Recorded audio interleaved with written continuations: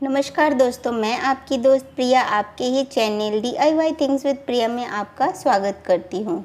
दोस्तों, अभी जो है 10 तारीख को हमने जो है गणपति जी को स्थापित किया था, तो उसका वीडियो भी मैंने आपके साथ में शेयर किया था। लेकिन ये एक रिक्वेस्टेड वीडियो है और मुझे कमेंट में बार बार पूछा जा रहा है कि मैडम विसर्जन कैसे करेंगे, हम 3 दिन में करने वाले हैं या 5 दिन में करने वाले हैं।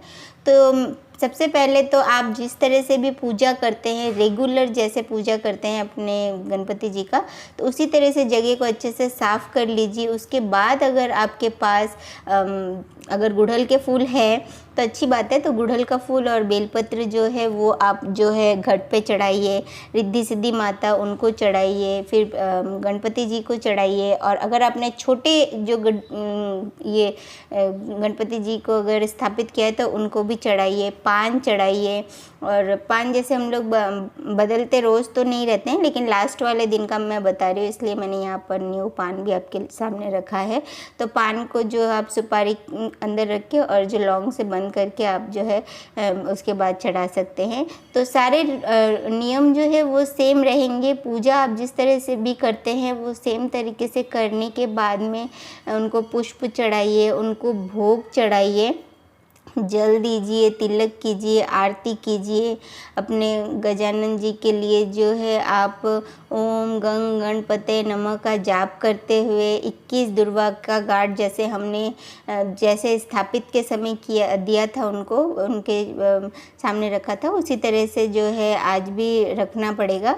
और सभी चीज़ें करने के बाद में उनको जो भी आप भोग बना रहे हैं, जैसे मैंने आज उनके लिए पूरी सब्जी और जो है ड्राई फ्रूट्स वगैरह जो पंच मेवे होते हैं वो दिया है और लड्डू दिया है। तो आप जो भी भोग आप देते हैं अपने गणपति जी को अपनी श्रद्धा के अनुसार, इनको 3 टाइम भोग दिया जाता है। तो वैसे विसर्जन ज़्यादातर चांस में शाम को ही किया जाता है, तो आप आराम से उनको अच्छे से खिला पिला के दीजिए, क्योंकि अगले साल फिर इनको निमंत्रण भी देना है।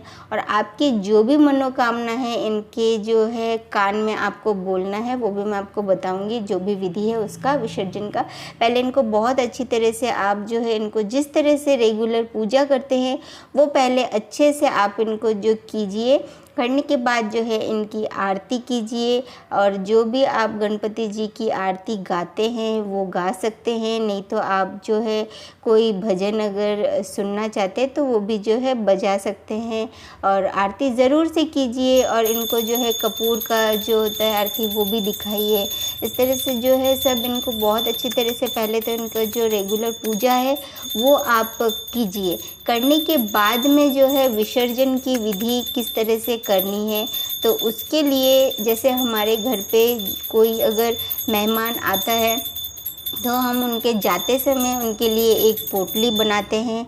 तो इनके लिए भी आपको एक पोटली बनानी है, उसके अंदर आपको 1 रुपये का सिक्का रखना है और कुछ खाने पीने का सामान रखना है। खाने पीने के सामान में आप जो सूखे पंच मेवे होते हैं वो रख सकते हैं, 5 मोदक रख सकते हैं या 5 लड्डू रख सकते हैं अगर आप बाहर विसर्जन कर रहे हैं तो।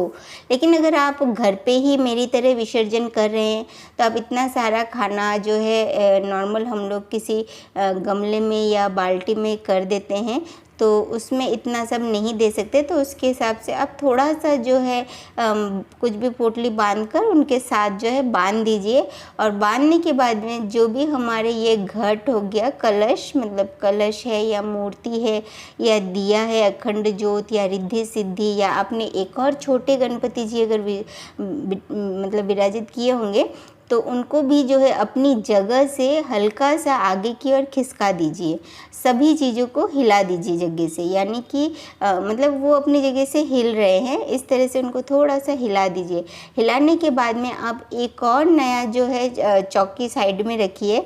उस चौकी के बीच में जो है आपको कुमकुम से स्वास्तिक बनाना है। स्वास्तिक बनाने के बाद में उसके ऊपर जो है आपको अक्षत रखने हैं। अक्षत रखने के बाद में आप 4 कोनों में मतलब चौकी के चारों कोनों में 4 सुपारी रखिए और उसके ऊपर जो है लाल वस्त्र बिछा दीजिए।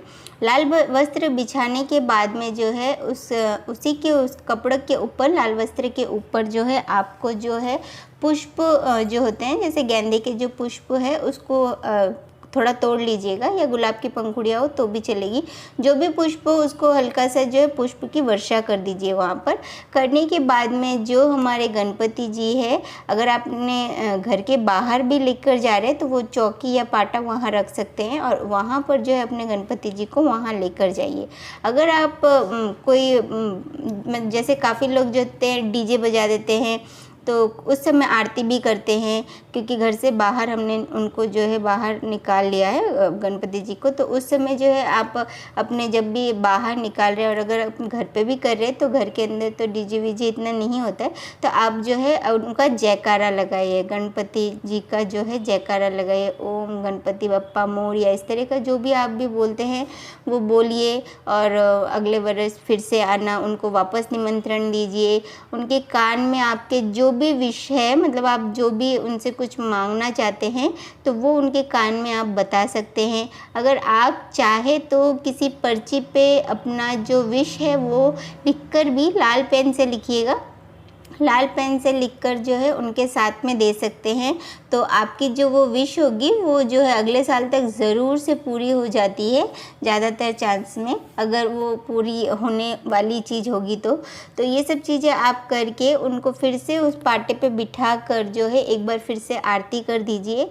और करने के बाद में जो आप उनके लिए अगर बाहर किसी नदी तालाब या वहाँ जा रहे तो वहाँ तो आप जाकर विसर्जन करेंगे, लेकिन घर पे किस तरह से करेंगे? घर पे आप जो है एक भगोला ले सकते हैं या बाल्टी ले सकते हैं, उसके अंदर जो है थोड़ा सा जो है कुमकुम और थोड़ी सी हल्दी और थोड़ी सी उस पानी के अंदर जो है फूलों के जो पंखुड़ियाँ होती है वो डालें और उसके बाद में गणपति जी को जो है उनके गणपति जी का जो है जयकारा लगाते हुए आराम से उनको जो है पानी के अंदर 3 बार, मतलब एक बार अंदर डालिए फिर थोड़ा सा निकालिए फिर अंदर डालिए, इस तरह से 3 बार करते हुए। और गणपति जी को क्या एकदम से नहीं पानी में आप छोड़ सकते हैं, उनको भी थोड़ा सा एहसास होना चाहिए। तो उनको आराम से जयकारा लगाते हुए आप उनको जो है विसर्जन कीजिए और अगले वर्ष फिर से बुलाने के लिए भी उन्हें आमंत्रण ज़रूर दीजिएगा। तो इस तरह से गणपति विसर्जन आप जो है घर पर ही कर सकते हैं। दोस्तों, अगर आपकी इको फ्रेंडली मूर्ति है और अगर आपकी सिर्फ मिट्टी की मूर्ति है, जैसे मेरे ये सिर्फ मिट्टी की मूर्ति है, मैं घर पे ही विसर्जन करती हूँ, इसलिए जो है हम लोग नॉर्मली कोई कलर वगैरह वाला मैं मना ही करती हूँ। पहले मिलती नहीं थी बट अब ढूंढ के लेके आते जिसमें पेंट वगैरह ना हो, कोशिश करते हैं। तो अगर इस तरह का है तो आप इससे जो विसर्जन वाला जो पानी होगा या विसर्जन आपने जो किया है और वो जो विसर्जन का पानी है उसके छींटे आप जो भी सामान यहाँ पर रहेगा उन पर छींटे लगा दीजिए। और ये जितने भी सामान है इनको अच्छे से, जैसे पुष्प हो गई या जो भी हो गया, इनको आप अच्छे से बांध कर कहीं दूर, जैसे कोई नदी है, तालाब है, उसमें भी आप जो है डाल सकते हैं, या आप जो है भूमि विसर्जन भी कर सकते हैं, जैसे किसी मिट्टी के अंदर खोद के आप उसमें जो है इनको जो है डाल सकते हैं। अब दूसरी चीज़ें जैसे कुछ अक्षत वगैरह रहता है तो वो आप जो है चिड़ियों को दाना के रूप में दे सकते हैं। अब दोस्तों, ये सारी चीज़ें जब हो जाए, जब आपके गणपति जी का विसर्जन भी हो चुका है, तो वो जो पानी है और वो जो मिट्टी रह जाती है बाल्टी के अंदर या किसी भी बकेट के अंदर आपने जिसमें भी जो है विसर्जन किया, उसका क्या करेंगे? दोस्तों, उसे आप किसी भी गमले के अंदर डाल सकते हैं, लेकिन एक चीज़ ये ध्यान रखिए कि तुलसी के पौधे में गणपति जी का कोई भी चीज़ आपको नहीं डालना है। यानी तुलसी के पौधे में ना तो उनका पानी गिरना चाहिए और ना ही जो उनकी जो मिट्टी है वो गिरना चाहिए। आप कोई भी दूसरे पौधे में, गुलाब हो गया या दूसरा कोई भी फूलों के पौधे हैं, उसमें आप जो है ये सारा जो जल है या ये जो मिट्टी है वो डाल सकते हैं। तो ये था दोस्तों आज का मेरा वीडियो। अगर आपको अच्छा लगा है तो आप इसे जो है लाइक और शेयर भी कर सकते हैं। अगर आप मेरे चैनल पर नए हैं और मेरे चैनल को आपने अभी तक सब्सक्राइब नहीं किया है तो जल्दी से सब्सक्राइब कर लीजिए। और मेरे लेटेस्ट वीडियोज़ अगर आप सबसे पहले देखना चाहते हैं तो आपको बेल बटन पर भी प्रेस करना पड़ेगा। दोस्तों, वीडियो से रिलेटेड अगर आपको कुछ पूछना है या कुछ बताना है तो आप कमेंट सेक्शन में जाकर भी पूछ सकते हैं या बता सकते हैं। थैंक यू फॉर वॉचिंग दोस्तों, मिलते हैं ऐसे ही किसी नई जानकारी के साथ।